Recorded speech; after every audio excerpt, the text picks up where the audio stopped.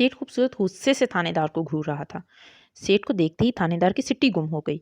उसने जल्दी से डंडा मेरी उंगलियों से निकाला और चेहरे पर ज़बरदस्ती मुस्कुराहट सजाते हुए सेठ से हाथ मिलाने लगा। सेठ ने अपना हाथ खींच लिया। ये क्या कर रहे थे तुम? सेठ ने दोबारा पूछा। सेठ साहब, ये उल्लू का पट्टा आपकी बेटी को तंग कर रहा था, मैंने पकड़ लिया। डोंट मूव, बकवास मत करो, हम तुम्हें लाइन हाजिर करवा देंगे। तुम्हें पता है ये कौन है? ये हमारा दामाद है। तुम्हारी जुर्रत कैसे हुई? तुम हमारे दामाद को थाने में लाओ। सेठ की आंखें अंगारे बरसा रही थीं। सेठ का जुमला सुनते ही थानेदार को चक्कर सा आ गया। उसने मेज़ का सहारा लिया और गौर करने लगा कि क्या जो उसने सुना है वही सेठ का दामाद है। ये आपका दामाद, ये फ्रॉडिया?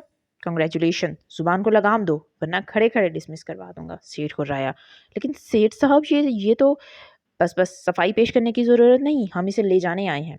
थानेदार उछल पड़ा। नहीं सेठ साहब, खुदा के लिए मेरी बात समझने की कोशिश कीजिए, ये झूठ बोल रहा है, ये आपका दामाद नहीं है।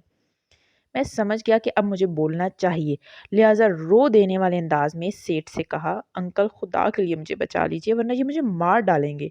सेठ की आंखों में दुनिया भर का प्यार सिमटाया। शट अप, फिक्र न करो। थानेदार इधर उधर बल खाता फिर रहा था। सेठ साहब, एक दफ़ा प्लीज़, एक दफ़ा मेरी बात सुन लीजिए।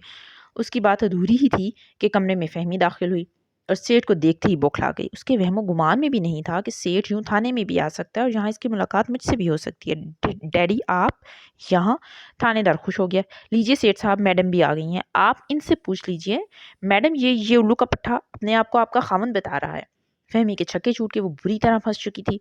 सेठ की आवाज़, बताओ फहमी, बताओ इस जाहिल इंस्पेक्टर को कि हकीकत क्या है। फहमी का गला खुश्क हो गया। उसने घबरा कर इशारे से पानी मांगा। एक सिपाही दौड़ा गया और फहमी के लिए पानी ले आया। मैं बखूबी समझ गया कि गेंद 80% मेरे कोर्ट में आ चुकी है। पानी पीते पीते फहमी को गौता लग गया और वो खांसती हुई बाहर निकल गई।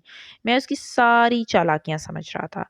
आखिर खाविन था उसका। मुझे पता था कि वो कोई जवाब सोच रही है, लेकिन शायद हालात ऐसे बन चुके थे कि उससे कोई भी जवाब सोचा नहीं जा रहा था। वो ज़्यादा देर तक बाहर भी नहीं रह सकती थी, लिहाजा पसीने में शराबोर दोबारा अंदर आ गई। मैडम बताइए ना हकीकत। थानेदार ने मूंछों को ताव देते हुए मेरी तरफ देखा।